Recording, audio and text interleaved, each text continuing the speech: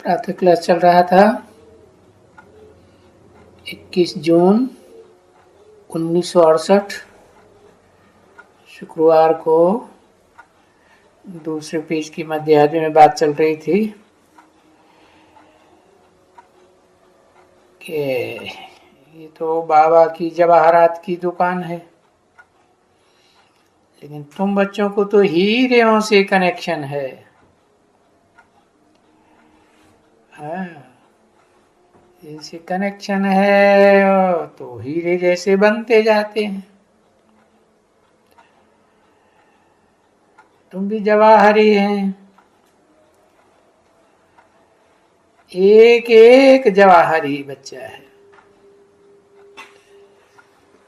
हीरे जैसे बनते हो तो जवाहर हुए ना, क्योंकि ये ज्ञान की एक रिंचक भी कोई दूसरे लोग नहीं जानते हैं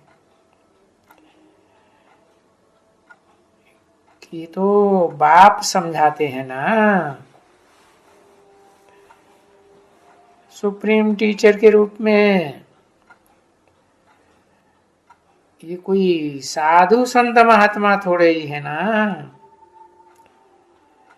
है जो इंद्रियों की साधना करने में लगे हुए हों। इंद्रियां सधती नहीं है तो प्रैक्टिस करते हैं साधने की। और ये तो सुप्रीम सोल, इसको तो इंद्रियों साधने की आवश्यकता ही नहीं। ये तो मन से अतीत है, बुद्धिमानों की बुद्धि है। और ये कोई महात्मा भी नहीं है, ये तो परम पुरुष है। तो उन साधु संत महात्माओं में ये ऐसा श्रेष्ठते श्रेष्ठ श्रेष्ठतम कहें, कुछ भी ज्ञान नहीं है। तो बाबा ने समझाया, वो तो विचारों को नीचे ले जाते हैं, खुद भी नीचे जाते हैं, अपने भक्तों को भी नीचे ले जाते हैं। साधु संत महात्माओं में तो कोई ऐसा नहीं होगा जो समझेंगे कि बाबा बैठा हुआ है और बाबा बैठ करके भाषण करते हैं। और न कोई ऐसा है साधु संत महात्मा जो कह दे कि हम बाप हैं सबका। कोई नहीं कह सकते। और तुम सब बातों से बिल्कुल ही वाकिफ हो।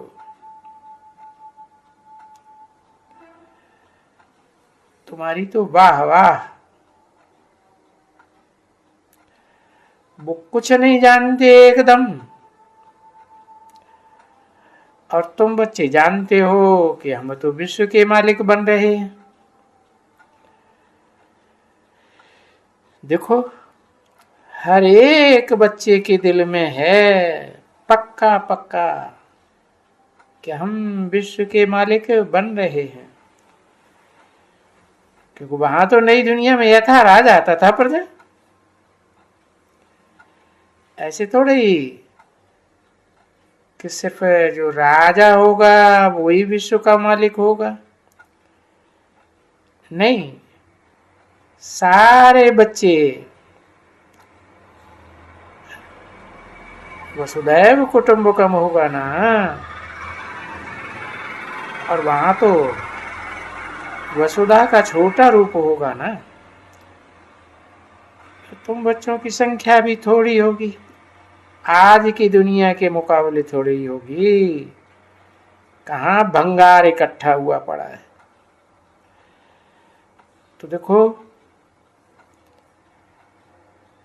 जो विश्व के मालिक कहे जाते हैं तो जरूर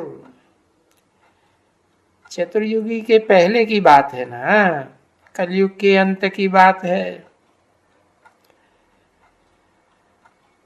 उस युग को कहते ही हैं पुरुषोत्तम संगम युग। ऊंचते ऊंच युग है। तो ऐसे युग में तुम ऊंचते ऊंच बनते हो, परंतु ये तो बुद्धि में है ना कि हम पहले भी कल्प कल्पांतर विश्व के मालिक बने हैं और नंबरवार पुरुषार्थ अनुसार बने हैं। सो भी ये बात तुम बच्चों की बुद्धि में आती है। जिन्हों जिन्हों बच्चों को ऊंचा पद मिला है, जरूर उन्होंने कल्प कल्पांतर बहुत ऊंचा अच्छा पुरुषार्थ किया है। तो ऐसे अच्छे पुरुषार्थ करने वाले हैं तो तुम्हारे में से ही ना, कोई दूसरा तो नहीं है ना कि कोई इस्लामी में से आज होंगे। हाँ, श्रेष्ठ थे, श्रेष्ठ आत्मा है, तुमको ही चुना गया ना, तो तुम बच्चों को ही इतना पुरुषार्थ करना है। जो आते ही इस दुनिया में, पुरानी दुनिया में है, वो तो पुरुषार्थ नहीं करेंगे ना। कहेंगे कि कल पहले माफिक। और ये भी तो बाप जानते हैं, इसलिए बहुत देखते रहते हैं। जैसे कोई फूलों को देखते रहते हैं ना, जाते हैं दिखने ये फूल कैसा है, इसमें क्या क्या बाकी खामी है, क्या क्या गिट है, गिट गिट है। क्योंकि फूल तो हर तरह के बढ़ते रहते हैं ना, बगीचों के फूल। तो वो देखने वाले तो बगीचे ही देखते हैं।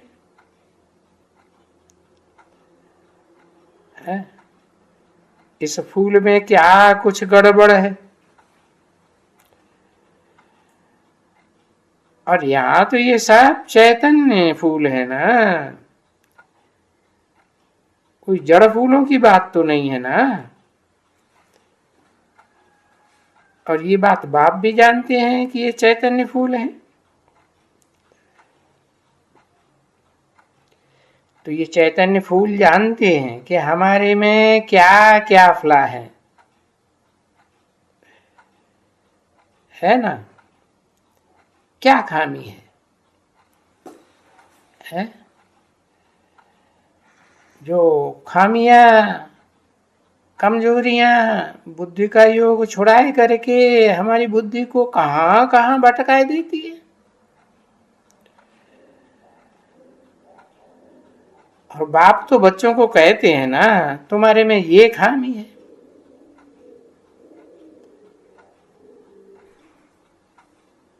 बाप कहते हैं इन खामियों को निकालना है तो माम एकम याद करो,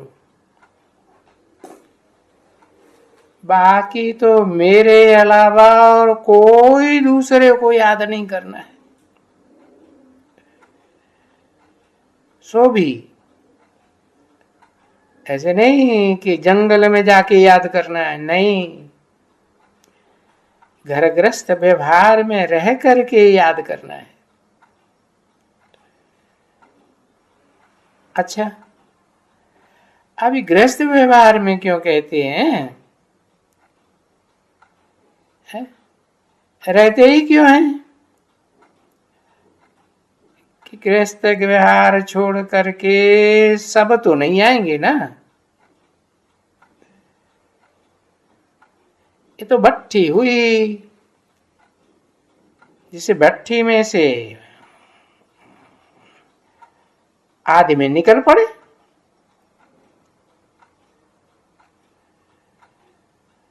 बाकी थोड़े सर्विस करने वाले भी तो चाहिए ना, फ्री। अब फ्री चाहिए तो फ्री हो गए, और इनमें ये जानते हो कि जो भी इसमें बाहर के निकले हुए हैं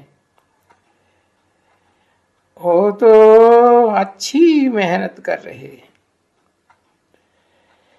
इसीलिए बाबा कहते हैं अंदर वाले रह जाएंगे, ऐसे भी होगा, और बाहर वाले ले जाएंगे। देखो अक्सर करके ये पुराने ही तो हैं। यज्ञ के आदमी भी तो थे ना, अभी थोड़े इनमें ऐड हुए हैं और भी ऐड होते जाते हैं। तो जो भी ऐड होते जाते हैं ये हैं सब पुराने है। इनकी भट्ठी बनी थी,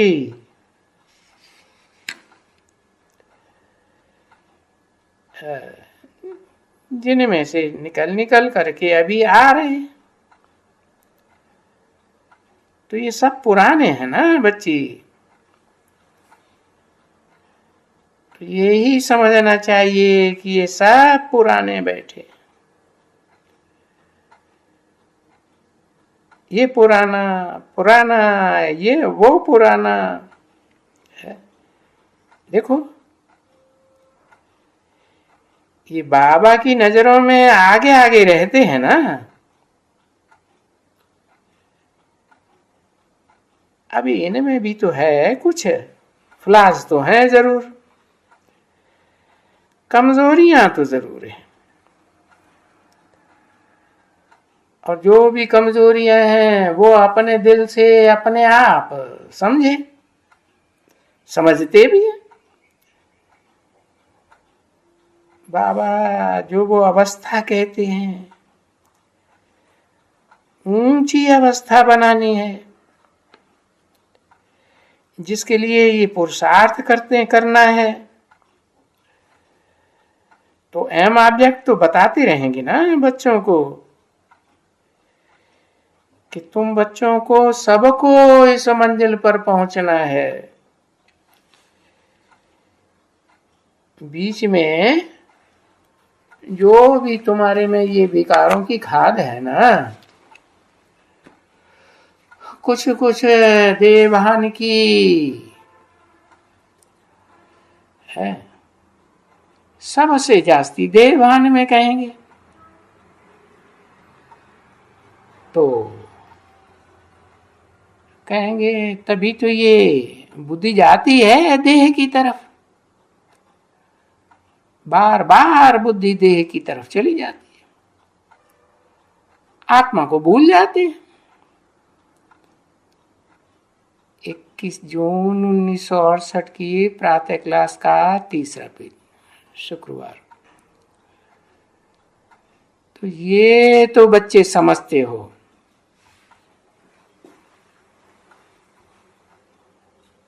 कि देह होते देही अर्थात आत्मा बन करके जाना है।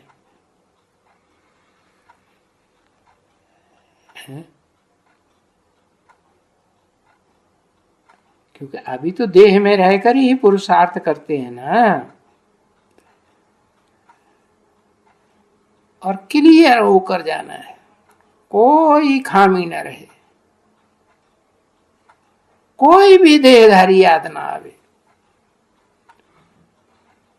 अरे कोई भी चीज इन आंखों से देखने की हो है,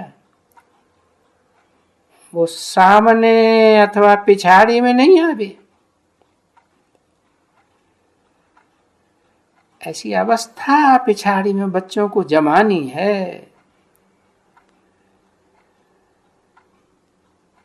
कि हम जब भी पिछाड़ी में शरीर छोड़े तो हमारी बुद्धि में सिवाय बाप के, सिवाय शांति धाम के और कुछ भी ना, कोई भी वस्तु याद ना आवे। और इसलिए तुम जानते हो कि एक पहाका भी है। माई ने पति को बोला, क्या तुम छोड़ते हो या नहीं छोड़ते हो?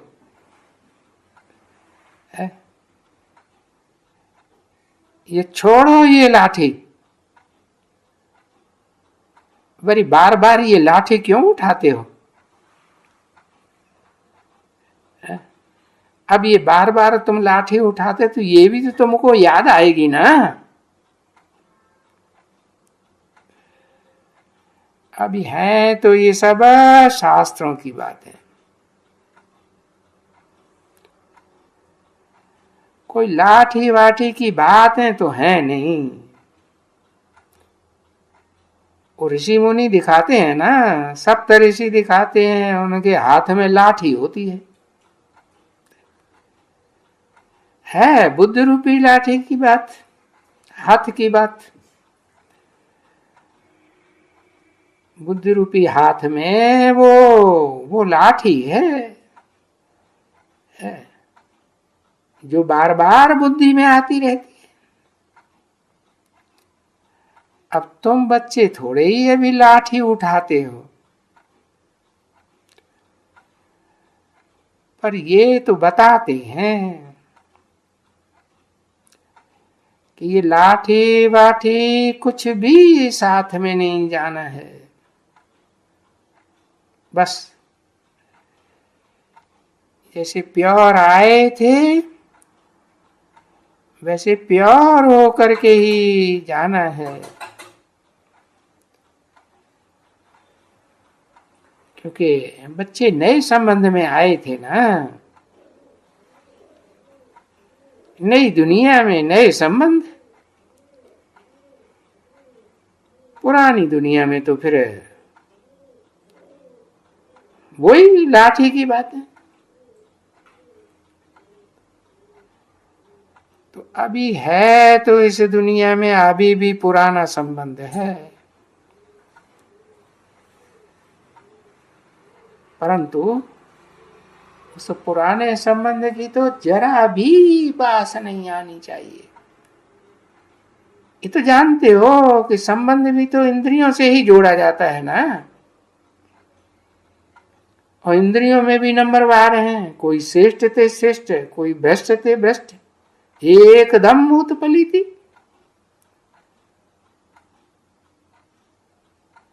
यानी ये जो गाया जाता है ना, अंतकाल जो स्त्री सिमरे, या जो सिमरे, तो ये सब बातें अभी के लिए हैं। परंतु गीत तो फिर भी तो उन्होंने बनाए हैं ना, कलयुगी मनुष्यों ने। दुक्का लगा लगाए के बनाए, कोई एक्यूरेट गीत तो नहीं है ना, परंतु मूल बात है,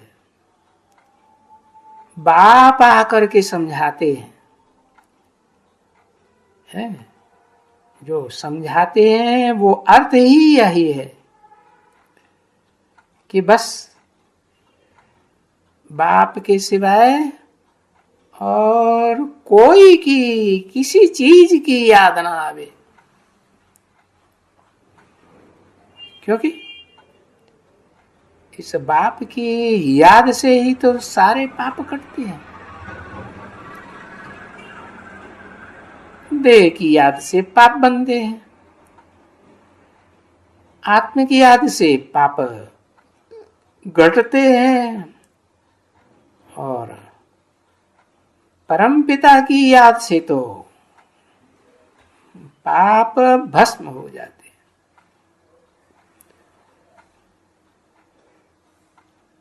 सब कट जा करके क्या जा करके बनेंगे, है एकदम प्योर हीरा बन जाएंगे। अब ये तो जानते हो कि प्योर हीरे की ही तो वैल्यू है। अरे बहुत बहुत बहुत वैल्यू होती है किसकी, जो एकदम प्योर हीरा होता है। फिर ऐसे पत्थर बहुत ही हैं वैल्यूएबल, नंबरवार।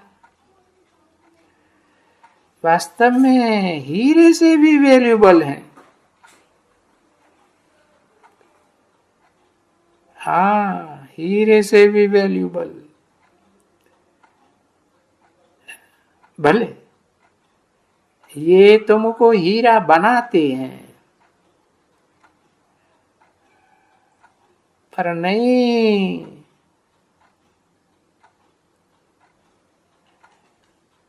कभी तुम तो पन्ना बन जाते हो,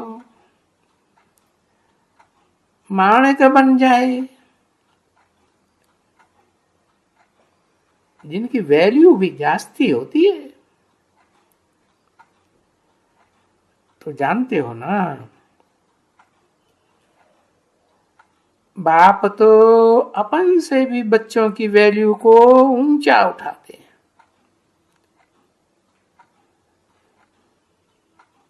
वो भी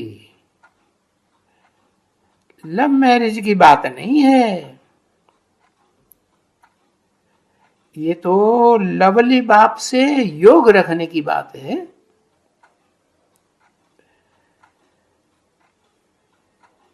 उससे सब कुछ मिल जाता है, क्योंकि वो योग लगाने से उनसे तुम कितने लवली बन जाते हो। सो भी तो बहुत अच्छी तरह से जानते हो ना कि लवली से योग लगावेंगे तो लवली बनेंगे। अभी वो आत्माएं भी तो सब लवली है ना, कोई मनुष्य की तो बात नहीं है, क्योंकि मनुष्य में तो जो मन होता है वो तो बड़ा चंचल होता है।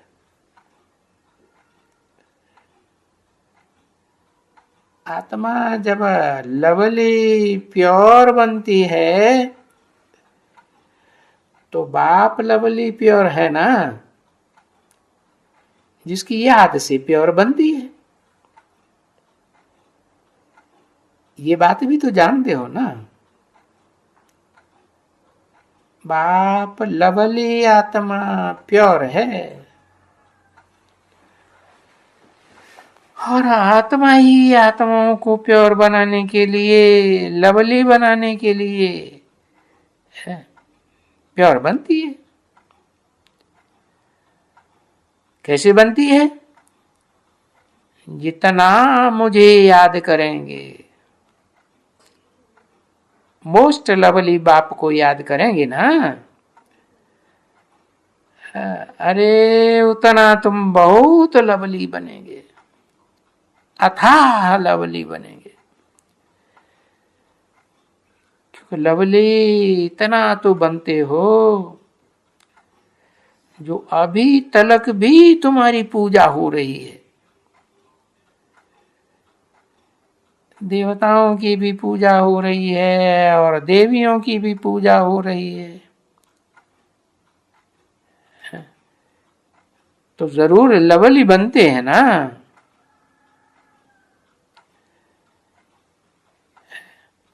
राज्य भी करते हैं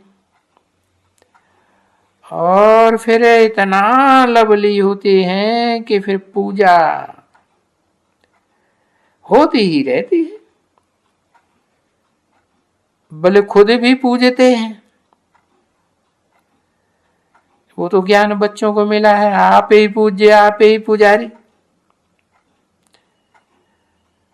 और फिर जितना लवली बने थे इतना फिर अपने चित्रों को पूजते जाते हैं,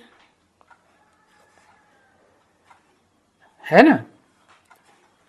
क्योंकि पूज्य सो पुजारी बनते हैं ना। तो भी देखो, तुम पूज्य से पुजारी बनते हो तो भी कितना लवली बनते हो। और जो जब छी बनते हो तो भी अपना वो चित्र उनको याद करते हो। इतना लवली बनते हो, तुम ही तो बनते हो। उनको फिर अपन को जैसे कि याद करते हो कि हम सबसे लवली बनने वाले। तो अपन में जांच करते रहो कि कैसे कैसे हम लवली बनते हैं। तो लवली बाप को जब तुम अच्छी तरह से याद करते हो, हाँ, और कोई भी चीज बाप के सिवाय बिल्कुल याद ना आवे। अरे वो देहधारियों की जो जन्म जन्मांतर के संबंधी बने हैं उनकी तो बात ही नहीं यहां आती।